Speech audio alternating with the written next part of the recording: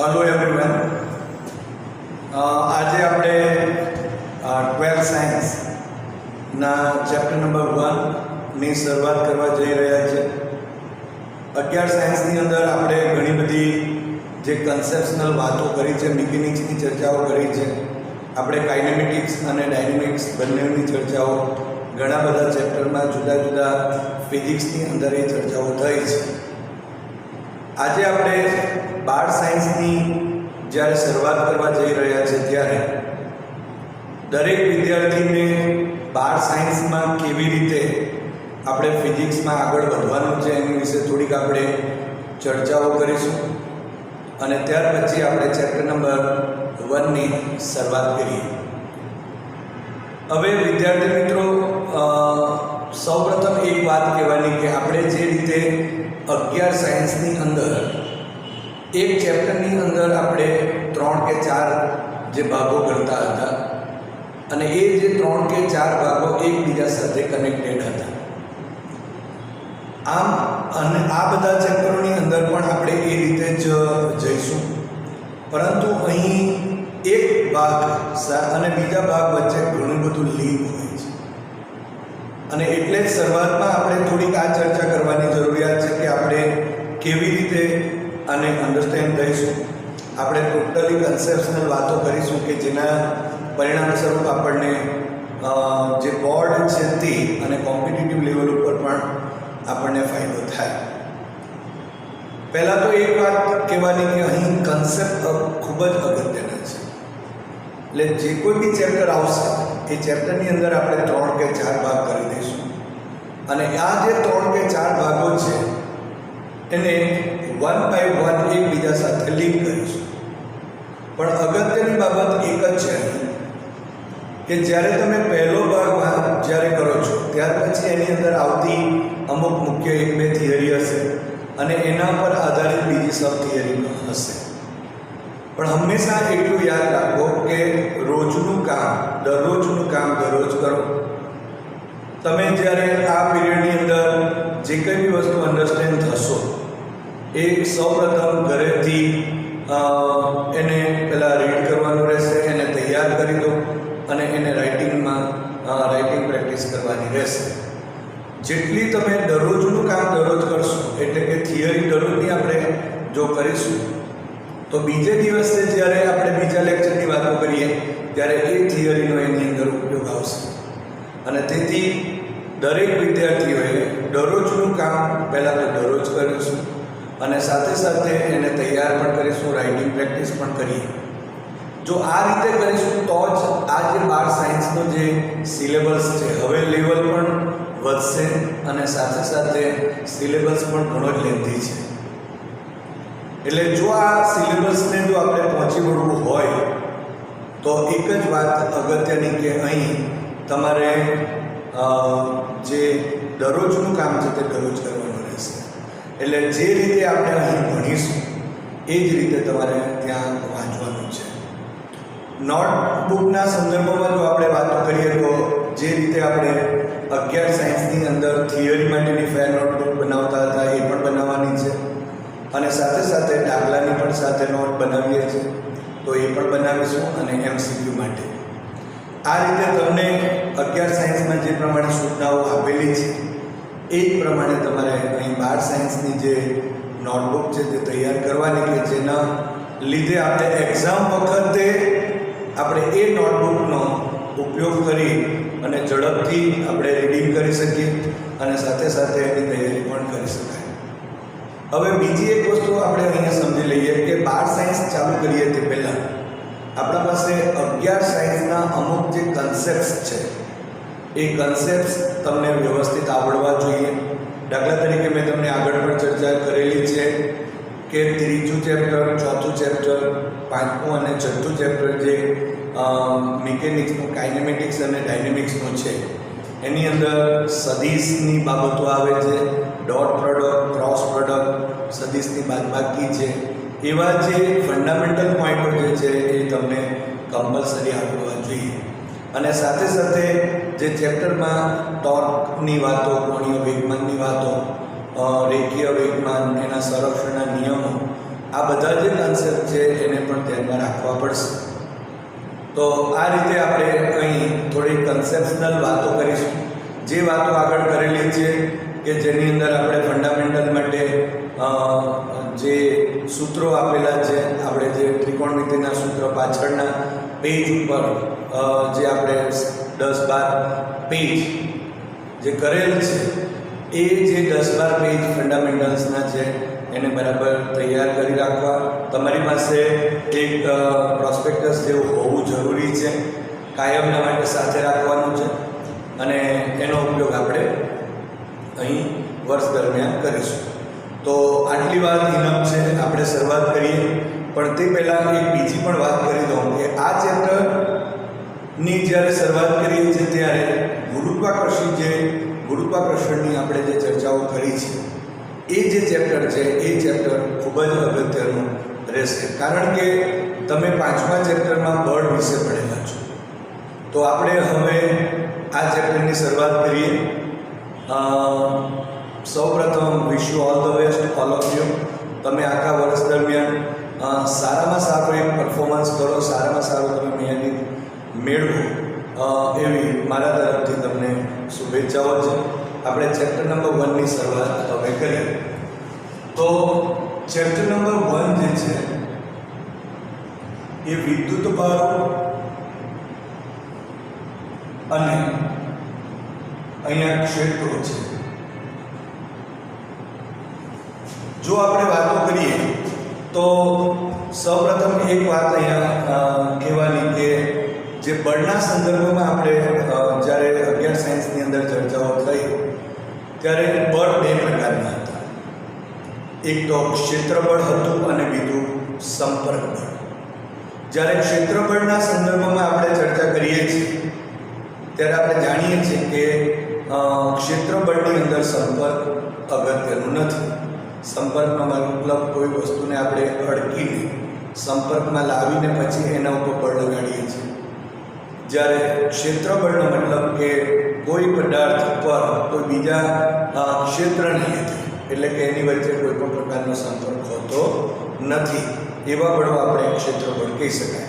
આપણે ગુરુત્વાકર્ષણ વિશેની વાતો કરી એ અત્યારે આ જે ચેપ્ટર આપણે જોઈ રહ્યા છીએ તે વિદ્યુત ભારો અને જે ક્ષેત્ર જે છે તે અને ચુંબકીય ક્ષેત્રની વાતો આપણે જે કરીશું. તો એ બધા જે ચેપ્ટરો છે એ જે બધા ચેપ્ટરોમાં આવતા જે બળો એને આપણે ક્ષેત્રબળ કહી શકીએ. સવાલ એ થશે, આપણે જ્યારે ગુરુત્વાકર્ષણની વાતો કરીએ તો ગુરુત્વાકર્ષણનું જે બળ એટલે શું? તો આપણે કહીએ છીએ કે વિશ્વમાં કોઈ એક પદાર્થ બીજા કોઈ એક પદાર્થ ઉપર એક આકર્ષી પ્રકારનું બળ લગાડે છે અને આ જે આકર્ષણ પ્રકારનું જે બળ છે એ આકર્ષણ પ્રકારનું બળ બંને પદાર્થના દળોના ગુણાકારના સમપ્રમાણમાં અને તેમની વચ્ચેના અંતરના વર્ગના વ્યસ્ત પ્રમાણમાં હોય છે. તો અહીં આપણે લખી શકીએ F is equal to Gm1 m2 divided by r squared. So F is proportional to m1 m2 divided by r squared જેટલું થશે. પણ તમે અહીં જોઈ શકો છો કે આ જે ક્ષેત્ર બળ જે છે, આ જે ગુરુત્વાકર્ષણ બળ છે, એના માટે બે પદાર્થના દળ જવાબદાર હતા. એટલે કે સોર્સ જે છે તે દળ છે. દળનો આપણે મતલબ શું કરતા હતા? દળ એટલે શું? તો દળનો મતલબ આપણે એવું કરીએ છીએ કે દળ એટલે એક દ્રવ્યનો જથ્થો. કે આ દ્રવ્યના જથ્થાને લીધે, એટલે કે આ દળના લીધે, આ પદાર્થોના દળના લીધે એ બે પદાર્થો વચ્ચે એક ગુરુત્વાકર્ષી એક બળ લાગે છે. તો આપણે એ ચર્ચાઓ કરેલી છે.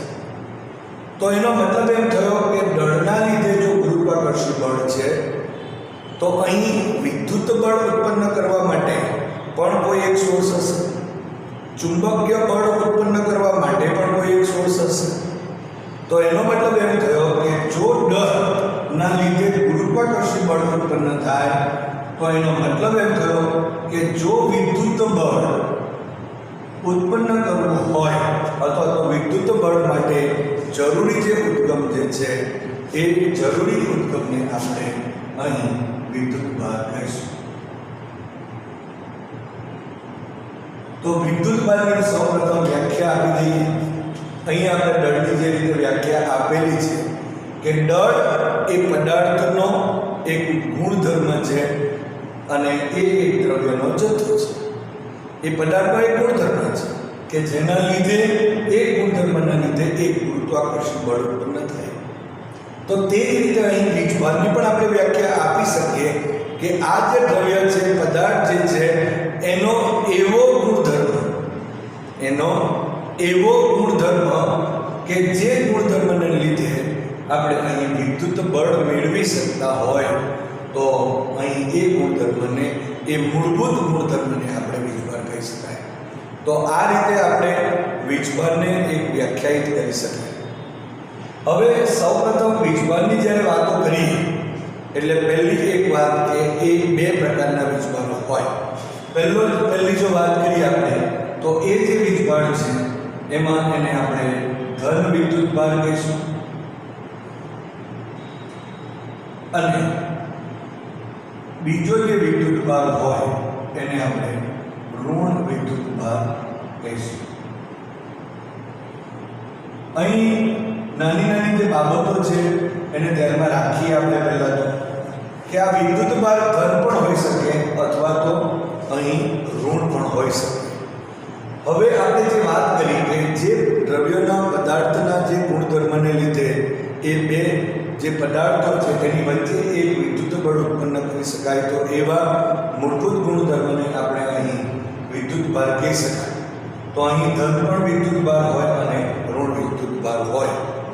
તો અહીં એક વાત જાણી લઈએ કે જો બે ધન હોય અથવા તો બે ઋણ હોય એવા બે વીજભારો વચ્ચે કેવા પ્રકારનું બળ લાગે? કારણ કે ગુરુત્વાકર્ષણ બળ જ્યારે આપણે ભણેલા ત્યારે એ માત્ર આકર્ષી પ્રકારનો જ બળ છે, પરંતુ વિદ્યુત બળની જ્યારે આપણે ચર્ચા કરીએ છીએ ત્યારે એ આકર્ષી પ્રકાર અને અપાકર્ષી પ્રકારનું પણ બળ હશે. હવે અહીં જોઈ શકાય છે કે એના વિશે થોડી ચર્ચાઓ કરીએ. તો અહીં ધારો કે બે ધન વીજભારો છે અથવા તો બે ઋણ વીજભારો છે. તો આ જે બે ધન કે બે ઋણ વચ્ચે જે લાગતું જે વિદ્યુત બળ છે એ અપાકર્ષી પ્રકારનું હોય અને જો ધારો કે પ્લસ માઇનસ અથવા તો માઇનસ પ્લસ હોય તો એ આકર્ષણ પ્રકારનું હશે. અહીં એક વાત કહી શકાય, આ શબ્દોની વાતો કરીએ તો એમ કહી શકાય સમાન નહીં પણ અહીં બોલીશું સજાતીય. બંને એક જ પ્રકારના છે, સજાતીય અને અહીંયા જો કહીશું તો વિજાતીય. એટલે કે જ્યારે બે ધન અથવા તો બે ઋણ વિદ્યુત ભારો વચ્ચે જ્યારે વિદ્યુત બળ લાગતું હશે તો એ વિદ્યુત બળ એ અપાકર્ષી પ્રકારનું હશે અને અહીં જ્યારે વિજાતીય એટલે કે એક ધન અને એક ઋણ એટલે કે એક ઋણ અને એક ધન હોય તો ત્યારે આકર્ષી પ્રકારનું વિદ્યુત બળ લાગતું હશે. અહીં શબ્દોની વાતો કરીએ તો અપાકર્ષી અને આકર્ષી પર પહેલા જતા રહીએ. આપણે જાણીએ છીએ કે ધારો કે આ જે બળ છે એ વિદ્યુત બળની આપણે ડિટેલમાં ફરી એકવાર ચર્ચા કરીશું, પણ F is proportional to Q1 Q2 divided by R square જેટલું થશે.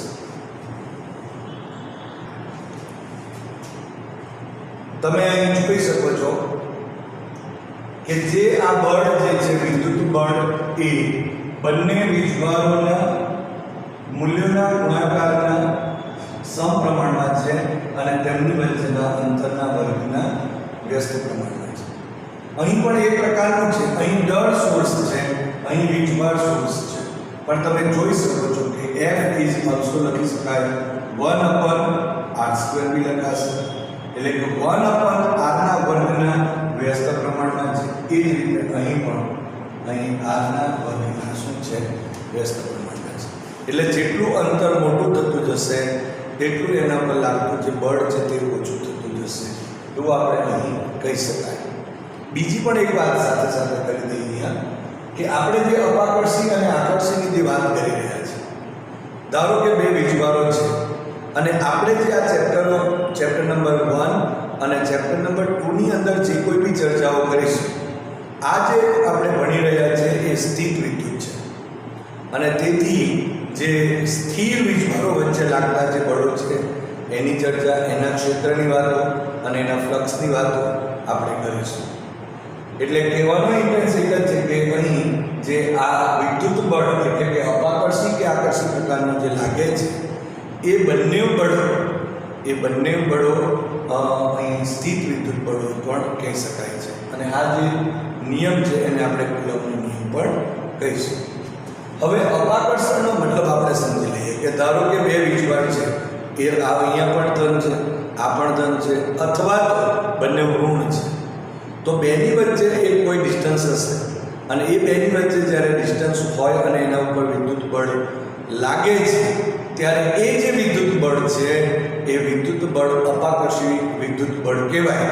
એનો મતલબ કે આ વીજભારને લીધે, એક વીજભારને લીધે બીજા વીજભાર ઉપર લાગતું બળ એટલે એને અપાકર્ષે છે, એટલે એકબીજાથી દૂર જશે.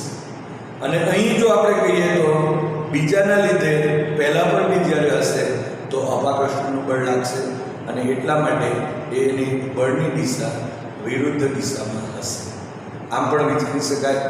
આકર્ષણનો મતલબ એટલે કે અહીં દૂર જવાની ઘટના. જ્યારે અપાકર્ષીનો મતલબ દૂર, તો આકર્ષી એટલે નજીક. દાખલા તરીકે અહીંયા એક આ બે, તો અહીં એક ઉપર બેના લીધે બળ લાગશે તો એ બળની દિશા આ તરફની હશે, એના તરફ આકર્ષાશે. અને જો એકના લીધે બે પર હશે તો એ ભાગશે નહીં દૂર, પરંતુ એના તરફ આકર્ષણ બળ લાગશે. એટલે આપણે દિશા જ્યારે નક્કી કરવાની આવે ત્યારે પણ આપણે આ રીતે દિશા નક્કી કરી શકાશે. તો આમ આપણે અપાકર્ષી અને આકર્ષી બળોની ચર્ચા અહીં કરી છે. ધન વીજભાર અને ઋણ વીજભારની પણ વાતો કરી. એના માટે પણ આપણે એકાદ બે ઉદાહરણની ચર્ચાઓ કરી. સૌપ્રથમ આપણે જો ધન વીજભારની ચર્ચા કરીએ. ધારો કે આપણે અહીં વિચારીએ કે આજે મારી પાસે એક કાચનો સળિયો છે અને આ જે કાચનો સળિયો છે એ કાચના સળિયાઓને જો હું રેશમના ટુકડા ઉપર ધારો કે ઘસું છું.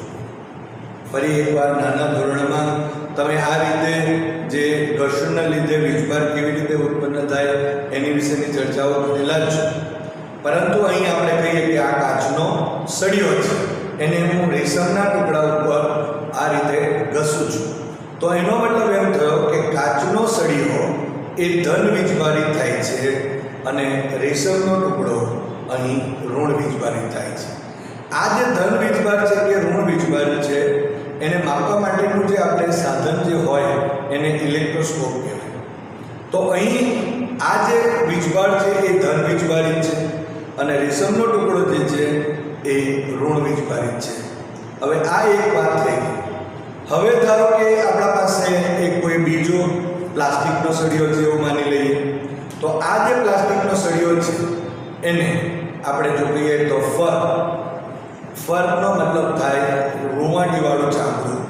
આ ફર ઉપર આપણે જો ધારો કે એને ઘસીએ છીએ પ્લાસ્ટિકના સળિયા, તો આ જે પ્લાસ્ટિકનો સળિયો છે એ ઋણ વીજભારિત થશે અને જે ફર છે એ ધન વીજભારિત થશે. તો પહેલો સવાલ તો એ ઉત્પન્ન થયો બંને કિસ્સાની અંદર, એનો મતલબ કે પ્લાસ્ટિકનો સળિયો એ ઋણ વીજભારિત છે અને આ જે કાચનો સળિયો છે એ ધન વીજભારિત છે. હવે ધારો કે આ બંનેને એકબીજાની નજીક લાવીએ, તો જ્યારે એકબીજાની નજીક લાવીશું તો આ ધન વીજભારિત છે અને આ ઋણ વીજભારિત છે, તો આ બેની વચ્ચે ઉદ્ભવતું જે વિદ્યુત બળ છે એ વિદ્યુત બળ અહીં આકર્ષી પ્રકારનું વિદ્યુત બળ થશે. એટલે કહેવાનો મતલબ એક જ થયો કે અહીં વિજાતીય વીજભારો છે બંને ઉપર, આના ઉપર ધન છે, આના ઉપર ઋણ છે અને એટલા માટે આ કાચનો સળિયો છે, આ પ્લાસ્ટિકનો સળિયો છે અને એ બેની વચ્ચે જે લાગતું જે બળ છે એ બળ એ અહીં આકર્ષી વિદ્યુત બળ પ્રકારનું હશે. હવે એ જ રીતે અહીં જો આપણે એક બીજી પણ વાત સાથે સાથે લઈ લઈએ. ધારો કે આપણે એક વસ્તુ વિચારી શકીએ કે અહીં આ કાચનો જે સળિયો છે એ કાચનો સળિયો અહીં ધન વીજભારિત થયો. હવે આપણે જાણીએ છીએ કે ધન વીજભારિત ક્યારે થઈ શકે. આ કાચનો સળિયો ધન વીજભારિત કયો તો અહીં ઘસવાથી આપણે જે ઘર્ષણ બળ અહીં લગાવીએ છીએ, ઘસવાથી શું થયું? ધન અને રેશમનો ટુકડો જે છે તે ઋણ થયો. એનો મતલબ શું થયો કે આ જે કાચનો સળિયો છે એ કાચનો સળિયો અહીં જે ઇલેક્ટ્રોન છે તે ઇલેક્ટ્રોન એ રેશમના ટુકડાને આપે છે. હવે એનો મતલબ એમ થયો કે આ ધન થશે આપના, કારણ કે ઇલેક્ટ્રોનનું આ દાન કરે છે અને આ ઇલેક્ટ્રોનને એક્સેપ્ટ કરે છે. અને ડોનર કહીશું અને એક્સેપ્ટર કહીશું. જે આપે છે એને પોઝિટિવ કહેવાય અને જે મેળવે છે એને આપણે નેગેટિવ કહીએ છીએ. તો કહેવાનો ઇન્ટેન્સ એક જ છે કે અહીં જ્યારે આ જે આપણા પાસે કાચનો સળિયો છે, જ્યારે એને ઘસીએ એ ઘર્ષણના લીધે અહીં કાચના સળિયો ધન વીજભારિત બને છે, જ્યારે રેશમનો ટુકડો ઋણ વીજભારિત બને. હવે અંદર બીજી પણ એક વાત ઉમેરી શકાય. હું તમને આગળ પણ મેં તમને ચર્ચાઓ કરી કે નાની નાની જે બાબતો છે, જે અંદરના જે કન્સેપ્ટ્સ જે છે એને તમારે બહુ વધારે પડતા અંડર ઇન્ટરેસ્ટથી લેવા પડશે, કારણ કે એ જ બધા કન્સેપ્ટ પર આધારિત સવાલો જે છે તે તમને બોર્ડમાં અને સાથે સાથે કોમ્પિટિટિવ એક્ઝામની અંદર પૂછી શકાય. બરાબર. હવે એક વસ્તુ પાછી વિચારી શકાય.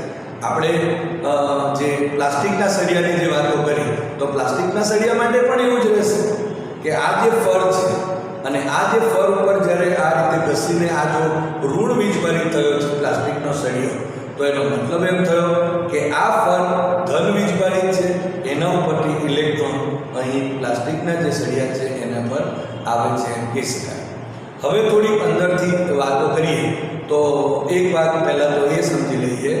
આપણે જાણીએ છીએ કે કોઈ દ્રવ્ય છે કે પદાર્થ જે છે એ અણુ કે પરમાણુનું બનેલું હોય અને અણુ કે પરમાણુની જ્યારે ચર્ચા હોય ત્યારે એમાં ઇલેક્ટ્રોન અને આપણે પ્રોટોનની ચર્ચાઓ કરતા હોઈએ છીએ. તો આ જે ઇલેક્ટ્રોન કે પ્રોટોનની બાબતમાં પણ આપણે જ્યારે ચર્ચા કરીએ, ધારો કે પરમાણુ છે તો એની મધ્યની અંદર એક ન્યુક્લિયસ છે, એમાં પ્રોટોન અને ન્યુટ્રોન્સ છે અને એની ફરતે ઇલેક્ટ્રોન મૂવ થાય છે. હવે ઇલેક્ટ્રોનનું જે બંધન છે એ પદાર્થની અંદર, એ પરમાણુની અંદર જો આપણે વિચારીએ તો પ્રોટોન કરતાં નબળું છે અને બહારની કક્ષામાં બહાર તરફ હોવાથી આપણે એમ કહી શકાય કે સૌ પ્રથમ જ્યારે પણ બે પદાર્થો વચ્ચે આંતરક્રિયાઓ કે આંતર પ્રક્રિયાઓ જ્યારે થાય ત્યારે ત્યાં ઇલેક્ટ્રોનની આપલે થતી હોય છે. કારણ કે ન્યુક્લિયસમાંથી જો પ્રોટોનને દૂર કરવું હોય તો એના માટે ઘણી બધી ઉર્જાઓ આપવી પડતી હોય છે અને એટલા માટે જ્યારે કોઈ આંતર પ્રક્રિયાઓ થાય છે ત્યારે ઇલેક્ટ્રોનની જ આપલે થતી હોય. હવે એક વાત બીજી નોંધી લઈએ કે આ જો ધારો કે કાચનો સળિયો છે અને આ જે કાચનો જે સળિયો છે એ કાચના સળિયાની સાથે જો વાતો કરીએ તો એમ કહી શકાય કે આ જો ધન વીજભારિત છે એટલે એનો મતલબ કે એને ઇલેક્ટ્રોનનું દાન અહીં કરેલ છે અને આ રેશમનો ટુકડો મેળવે છે, માટે અહીંથી ઇલેક્ટ્રોન અહીં ગયા છે. જે કાચના સળિયા ઉપરથી રેશમના ટુકડા ઉપર ઇલેક્ટ્રોન થોડા ગયા હશે. એનો મતલબ કે જેટલો કાચનો સળિયો ધન વીજભારિત બને છે એટલો જ રેશમનો ટુકડો જે છે અથવા એ રેશમ જે છે, રેશમનું કાપડ જે છે એ એટલું જ ઋણ વીજભારિત બની જશે. તો અહીં ધારો કે અહીંથી જે ઇલેક્ટ્રોન ટ્રાન્સફર થયા એ જે ટ્રાન્સફર થયા તો આ ધન જેટલા હશે એટલા જ ઋણ થયું. એનો મતલબ કે અહીં આ જે કાચનો સળિયો છે એમાં ઇલેક્ટ્રોન દૂર થયા છે અને જો ઇલેક્ટ્રોન દૂર થયા હોય તો એના દળમાં થોડો ઘટાડો કહેવાશે અને અહીં જે રેશમના ટુકડો છે એની અંદર જે દળ જે છે એમાં વધારો થયો એમ કહેવાય. આપણે ઇલેક્ટ્રોનના દળની વાત જો કરીએ તો અહીં ઇલેક્ટ્રોન જે છે એ ઇલેક્ટ્રોનનું દળ એ લગભગ ME માસ ઓફ ઇલેક્ટ્રોન. અહીં આપણે 11 સાયન્સની અંદર પણ ઘણી બધી વાર વાતો કરેલી છે કે અહીં સફિક્સને એ રીતે એક ચોક્કસ સિમ્બોલ સાથે લખીએ તો એ આપણને સારી રીતે આવડશે. Me is equal to 9.1 into 10 raised to minus 31 kilogram જેટલું હોય છે. નાનામાં નાનું દળ આપણે જાણીએ છીએ. બીજી એક વાત જો કહીએ તો આ ઇલેક્ટ્રોન જે છે એ ઇલેક્ટ્રોન નો વિદ્યુત ભાર કહીએ તો વિદ્યુત ભાર એ Q વડે જો દર્શાવીએ એને E પણ લખાય છે એનો વિદ્યુત ભાર તો 1.6 × 10⁻⁹ કુલમ જેટલું હોય છે. તો અહીં આ જે આપણા પાસે વીજભાર હોય જે ઋણ હોય અને જો પ્રોટોન માટે લખીએ તો પ્રોટોન માટે પણ આટલો જ વિદ્યુત ભાર હોય છે અને એ છે 1.6 × 10⁻⁹ કુલમ જ હશે. પણ દળના સંદર્ભમાં આપણે અહીં જો કહીએ તો me એટલે કે માસ ઓફ ઇલેક્ટ્રોન લખીએ, માસ ઓફ પ્રોટોનની વાતો કરીએ તો લગભગ 1.67 × 10⁻27 કિલોગ્રામ જેટલું હોય છે. બરાબર. તો આ રીતે આપણે એ જે ઇલેક્ટ્રોનની વાતો એટલા માટે કરી રહ્યા છે કે અહીં ઇલેક્ટ્રોન અને પ્રોટોનના સંદર્ભમાં ઘણીવાર એક્ઝામ્પલ્સ હોય છે અને સાથે સાથે આપણે પોઝિટિવ નેગેટિવની જ્યારે ચર્ચા કરતા હોય તો આ બેનો સંદર્ભો ઘણીવાર આવે છે. બીજી એક વાત કહેવાની, મેં તમને 11 સાયન્સમાં પણ કીધેલું છે કે અમુક જે વેલ્યુઝ જે છે, મૂલ્યો જે છે એ હંમેશા તમારે યાદ રાખવા પડશે. દાખલા તરીકે અત્યારે માસ ઓફ ઇલેક્ટ્રોનની વાત કરીએ તો 9.1 × 10⁻31 kg જે છે તે આવે છે. ઘણીવાર 9.11 પણ આવે છે × 10⁻31 કિલોગ્રામ, પરંતુ આપણે જનરલી આ 9.1 × 10⁻31 કિલોગ્રામ લઈએ છીએ. તો આ જે બધી કિંમતો છે એના જે મૂલ્યો છે તે આપણે યાદ રાખવા પડશે. વારંવાર આવતી જે બાબતો છે એ અમુક વખતે બોર્ડની અંદર આપણને આપવામાં આવતી નથી. મેં તમને આગળ પણ કીધેલું, ધારો કે પ્રકાશનો શૂન્યાવકાશમાં પ્રકાશનો વેગ c = 3 × 10⁸ મીટર/સેકન્ડ. તો એ જે વેગ છે એની ઘણી બધી બાબતો આવશે ત્યારે એને આપણે જો કહીએ તો એ આપવામાં આવતું નથી. તો આ રીતે આપણે અહીં વીજભારના સંદર્ભમાં વાતો કરી શકાય. કેવી રીતે વીજભાર ટ્રાન્સફર થાય છે એની પણ આપણે ચર્ચાઓ કરી અને સાથે સાથે એના ઉપર લાગતા જે બળો છે એ બળોની પણ આપણે અહીં ચર્ચા કરી છે. તો આ ચેપ્ટર નંબર 1 વીજભારો અને ક્ષેત્રો માટેના બધા બેઝિક્સ છે, ફંડામેન્ટલ્સ છે અને આ ફંડામેન્ટલ વ્યવસ્થિત તમે જો યાદ રાખશો તો આખા ચેપ્ટર દરમિયાન એમાં કોઈ વાંધો આવવાનો નથી. આ જ બધી બાબતો જે છે એ બાબતો ધ્યાનમાં રાખવાની છે. હવે અહીં જો આપણે ધારો કે વીજભારના સંદર્ભમાં ઘણી બધી વાતો કરી, પણ આ જે વીજભાર જે છે એ વીજભારના પારખવા માટે આપણે કીધું કે અહીં એ જે પારખવું હોય તો એ પારખવા માટે અહીં ઇલેક્ટ્રોસ્કોપ એને ગોલ્ડ લીફ જે ઇલેક્ટ્રોસ્કોપ છે એનો ઉપયોગ કરવામાં આવે છે. તો એ ગોલ્ડ લીફ જે ઇલેક્ટ્રોસ્કોપ છે એમાં કેવી રીતની રચના હોય એની થોડીક ચર્ચાઓ આપણે કરી લઈએ. તો એના ઉપરથી આપણે આજે બધી ચર્ચાઓ જે કરી છે એ ચર્ચાઓ ને અંદર જે વીજભાર કેવી રીતે પારખવામાં આવે તો તે આપણે અહીં આકૃતિ દોરીને સમજીએ. એક વાત બરાબર ધ્યાનથી સાંભળી લો કે આ બધું જે બેઝિક જે છે એ બેઝિક કમ્પલસરી આવડવું જોઈએ, ગૂંચવાડો થવો જોઈએ નહીં. કારણ કે હંમેશા તમે જ્યારે પોઝિટિવ નેગેટિવની વાત કરો ત્યારે અપાકર્ષી અને અપાકર્ષીનો મતલબ પણ મેં તમને કીધો છે, કઈ તરફનું બળ હોય તે વિદ્યાર્થીઓનો પણ મતલબ એ જ બધી બાબતો અહીં સાથે સાથે આવતી જશે.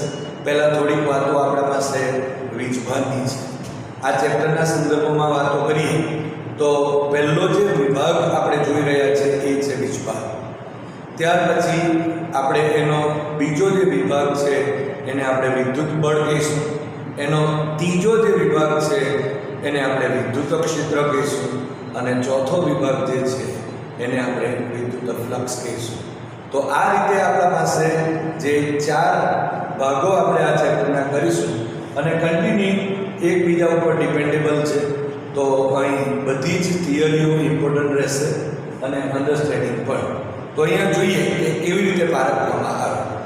તો અહીં શું કરવામાં આવે કે અહીં એક બોક્સ લેવામાં આવે જે કાચનું બોક્સ હોય. તો આ રીતે ગોલ્ડ લીફ ઇલેક્ટ્રોસ્કોપની આપણે ચર્ચા કરીએ છીએ. તો અહીં એક બોક્સ લીધું અને આ બોક્સની અંદર કાચની બારી નાખેલી હોય છે.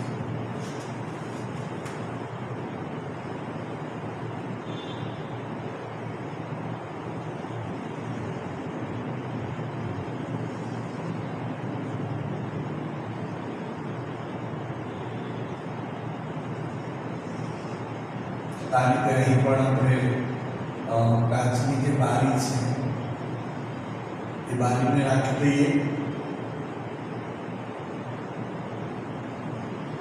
એટલે આપણે અંદર જે પ્રોસેસ છે તે જોઈ શકીએ. હવે અહીં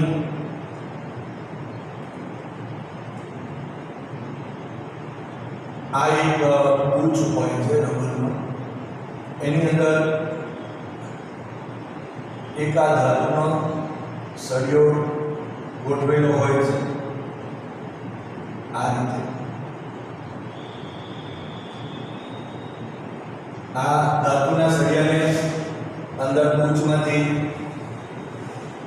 આ પાત્રની અંદર મૂકેલું હોય આ રીતે. અને અહીં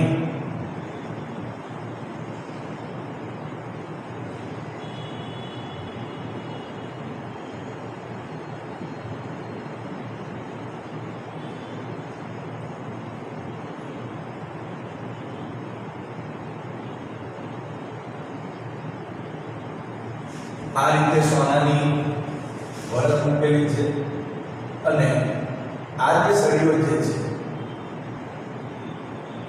એ સળિયા ઉપર એક ધાતુનો ગોળો મૂકેલો હોય છે. હવે જ્યારે આપણે અહીં કોઈ વીજભારિત વસ્તુને એના સંપર્કમાં લાવીએ, ધારો કે અહીં ધન છે, તો આ જે છે એ ગોલ્ડ લીફ જો કેવું હોય તો ગોલ્ડ લીફ ઇલેક્ટ્રોસ્કોપ કહેવાશે. હવે આ ગોલ્ડ લીફ ઇલેક્ટ્રોસ્કોપની અંદર અહીં આપણે પહેલાં જોઈ લઈએ કે આ રબર છે. અહીં જો આપણે કહીએ તો આ એક ધાતુનો સળિયો છે કે જેના એક છેડા ઉપર અહીં એક ધાતુનો ગોળો લગાવેલો છે અને બીજા છેડા ઉપર અહીં સોનાની વરખ હોય છે. એટલા માટે એને ગોલ્ડ લીફ કહેવામાં આવે. અહીં સોનાની જે વરખ છે એને એક છેડે અહીં ખસી શકે એ રીતે મૂકેલું છે. હવે શું કરવામાં આવે કે ઉપર જ્યારે આપણે કોઈ એક વીજભારિત વસ્તુ છે, ધારો કે આપણે કીધું કે કાચના સળિયાને અહીં રેશમના ટુકડા પર ઘસી દઈએ તો એ રેશમના ટુકડા પર ઘસવાથી એ ધન વીજભારિત થયો.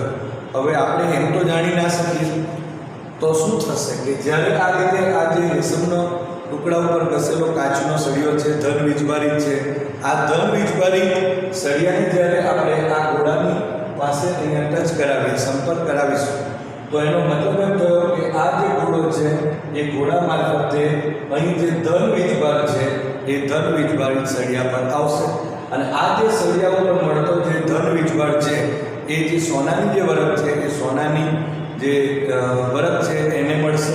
અને એનો મતલબ એમ થયો કે બંને જે સોનાની વરખ છે આ રીતે આપણે જો વિચારીએ તો આ રીતે અહીં સોનાની વરખ મૂકેલી છે અત્યારે, પણ આ જે સોનાની વરખના આ ભાગ ઉપર અને અહીંયા આ તરફ પણ અહીં ધન વીજભારિત આવશે. અને એનો મતલબ એમ થયો કે અહીં જે સોનાની જે વરખ છે એ સોનાની વરખનો ધન વીજભારિત બંને લીફ પર એટલે કે બંને વરખ ઉપર હોવાથી એ બંને આમ ખુલ્લું થઈ જશે, એટલે કે અહીં ઓપન થશે. એટલે એનો મતલબ એમ થયો કે આ રીતે જો આપણે વિચારીએ તો આ રીતે એ જે સોનાની લીફ છે કે આમ હતી વરખ એટલે આમ થઈ જશે. એનો મતલબ કે બંનેની વચ્ચે એક અપાકર્ષણનું બળ મળે છે. એટલે કે અહીં આ જે ધન વીજભાર જે મળે છે તો બંને અહીં એકબીજા ઉપર અપાકર્ષણ બળ લગાડે છે એમ કહી શકાય. હવે અહીં જે આ સોનાની વરખ જેટલી ઓપન થાય એટલે કે થોડો ભાગ બી થશે, થોડો વધારે બી થશે, તો એનું જે પ્રમાણ છે એના ઉપરથી અહીં વીજભાર કેટલા પ્રમાણમાં છે એની પણ આપણે વાતો કરી શકાય. તો આ રીતે અહીં ઇલેક્ટ્રોસ્કોપ, ગોલ્ડ લીફ ઇલેક્ટ્રોસ્કોપ છે તેની પણ આપણે ચર્ચા કરી શકાય. જનરલી આપણે આ રીતે વાત કરીએ છીએ પણ સાદી રીતે બનાવવું હોય તો પણ કાચની બોટલની અંદર આ રીતે મૂકી દઈએ તો પણ આપણે એમાં બનાવી શકીએ છીએ. તો આ થયું આપણે અહીં ચેપ્ટર નંબર 1ની જે બેઝિક વાતો થઈ. એની અંદર બીજી પણ બે નાની નાની બાબતો આવે છે તે આપણે જોઈએ. તો અહીં વાહકો અને અવાહકો. વાહકો અને અવાહકો જનરલી આપણે જાણીએ છીએ કે ધાતુ અને અધાતુની વાત જ્યારે ચાલતી હોય ત્યારે અહીંયા જે વાહકો મીન્સ જે વીજભારનું વહન કરી શકે છે, એવા જે પદાર્થો છે એને આપણે અહીં વાહકો કહીએ છીએ. અને જે વીજભારનું વહન કરતા ન હોય તો તેને આપણે અવાહકો કહીએ છીએ. તો અહીં પણ આપણે ધાતુઓની ચર્ચા કરીએ છીએ. તો અને ત્યાં અધાતુની વાતો કરીએ, પ્લાસ્ટિક્સની વાતો કરીએ છીએ. અહીંયા વાતો કરીએ તો ત્યાં પણ કાચની પણ વાતો કરી શકાય અવાહકોની અંદર. જ્યારે વાહકમાં ધાતુ તરીકે આપણે ઘણી બધી ધાતુઓ છે, એ બધી ધાતુઓની વાતો કરી શકાય કે જે એના ઉપર વીજભારનું શું કરી શકે છે, વહન કરી શકે છે. પણ જો અવાહક હશે તો એ વીજભારનું વહન કરી શકે નહીં. દાખલા તરીકે આપણી પણ વાત કરીએ તો માનવ શરીર જે છે એ પણ વીજભારનું વહન કરી શકે છે. અને એટલા માટે પણ આપણે વાહકો તરીકે કહી શકાય. પ્રાણી હોય, મનુષ્ય હોય તો એના શરીર એ રીતે છે કે જે વીજભારનું વહન કરી શકે છે, માટે એને આપણે વાહકો કહીશું. જ્યારે અવાહકોની અંદર એ વીજભારનું વહન કરી શકશે નહીં, માટે એને આપણે અવાહકો, અધાતુઓ કહીશું. પ્લાસ્ટિક્સની વાતો આવશે, કાચની વાતો આવશે. તો આ બધી વાતો જ્યારે આવે ત્યારે એ અવાહકો કહેવાશે. અને એમાં વિદ્યુતભાર જે છે એનું આપણે વહન લગભગ શક્ય નથી. આ બધી જે વાતો જે થાય છે એ ધાતુના સંદર્ભમાં અને અધાતુના સંદર્ભમાં જ્યારે વાતો થતી હોય તો એ બીજી પણ સાથે સાથે વાત આવે છે, અને તે છે અર્થિંગ. હવે અર્થિંગની જ્યારે ચર્ચા ચાલે ત્યારે આપણે જાણીએ કે વાહકો જે છે એ વીજભારનું જ્યારે વહન કરતા હોય, એટલે કે જો કોઈ વાહક છે એ વીજભારનું વહન કરે છે અને ધારો કે એને પૃથ્વીના સંપર્કમાં જો લાવી દઈએ તો આ જે વાહક છે એ પૃથ્વીના સંપર્કમાં આવવાથી એના ઉપરના જે વીજભારો છે એ પૃથ્વીની અંદર જતા રહેશે. એમાં બે પ્રોસેસ હોઈ શકે. નેગેટિવ હશે તો તે રીતે અને પોઝિટિવ હશે તો તે રીતે. મતલબમાં અર્થિંગ કરવાથી, એટલે અહીં જો આપણે કહીએ તો જે વાહક છે તે અને પૃથ્વીની અંદર જ્યારે એને પૃથ્વી ઉપર સંપર્કમાં લાવીએ તો એના ઉપરના વીજભારો છે એ વીજભારો ટ્રાન્સફર થશે. એટલે કે પૃથ્વી અને એ જે વાહક છે એની વચ્ચે એને આપણે એનું અર્થિંગ કહીશું. અને અર્થિંગની બાબત આપણે પ્રેરણની જે ઘટનાઓ છે, અત્યારે આપણે જે વાતો કરી કે કાચનો સળિયો છે અને રેશમના ટુકડા પર જે ઘસીએ છે અને એના લીધે બંને ઉપર એકના ઉપર એટલે કાચના સળિયા પર ધન અને રેશમના ટુકડા ઉપર જો ઋણ વિદ્યુતભાર પેદા થાય તો આ જે ઘટના છે એ પ્રેરણની જ ઘટના છે. અને એના વિશેની પણ આપણે ચર્ચા વિસ્તારથી કરીશું. તો એ જે પ્રેરણ છે એમાં પણ પાછા બે પ્રકારનું પ્રેરણ હશે. એક તો સંપર્ક સાથેનું હશે અને સંપર્ક વગર. તો એની પણ આપણે ચર્ચા ડિટેલમાં આ ચેપ્ટરની અંદર કરીશું. તો આજના માટે આપણે આટલું રાખીએ. અને અહીં જે આપેલ જે બેઝિક છે, અહીં આપેલ જે આપણે ફંડામેન્ટલ્સ વાતો છે આજની, એ ધ્યાનમાં રાખવાની. કારણ કે હવે પછીના જે ટોપિક્સ આવશે એની અંદર એનો આપણે ઘણો બધો ઉપયોગ કરીશું. તો આ જે બાબતો છે એને ધ્યાનમાં રાખવાનું. બીજી એક સાથે સાથે વાત કરી દઉં તો આપણી જે એનસીઆરટી ટેક્સ્ટબુક જે છે એ ટેક્સ્ટબુક બધા વિદ્યાર્થીઓએ લઈ લેવાની છે. નોટબુકની તો આપણે ચર્ચાઓ કરી, અને એ ટેક્સ્ટબુક લઈ લેવાની અને જેટલા બી ટૉપિક ચાલે છે એની આપણે જે રીતે 11 સાયન્સમાં ફેર નોટબુક બનાવતા હતા એ રીતે ફેર નોટબુક આપણે ક્વેશ્ચન વાઇઝ બનાવીશું, કે જેના પરિણામ સ્વરૂપ આપણને 12 સાયન્સની અંદર જે છેલ્લે બોર્ડની તૈયારી જ્યારે બોર્ડની એક્ઝામ હશે ત્યારે આપણને એ જે મટીરિયલ છે એ આપણને કામ લાગશે, આપણને સરળતા આપશે. તો અહીં એટલી કાળજી આપણે રાખવાની છે. તો આજે આપણે જે ફંડામેન્ટલ વાત કરી છે એનો જ ઉપયોગ કરીને આપણે કાલે વ્યવસ્થિત એના ઉપર આગળ જે વીજભારનું ક્વોન્ટમીકરણ, વીજભારનું પ્રેરણ, આ બધા જે અગત્યના વીજભારના ટોપિકો જે છે એના વિશે ચર્ચા કરીશું.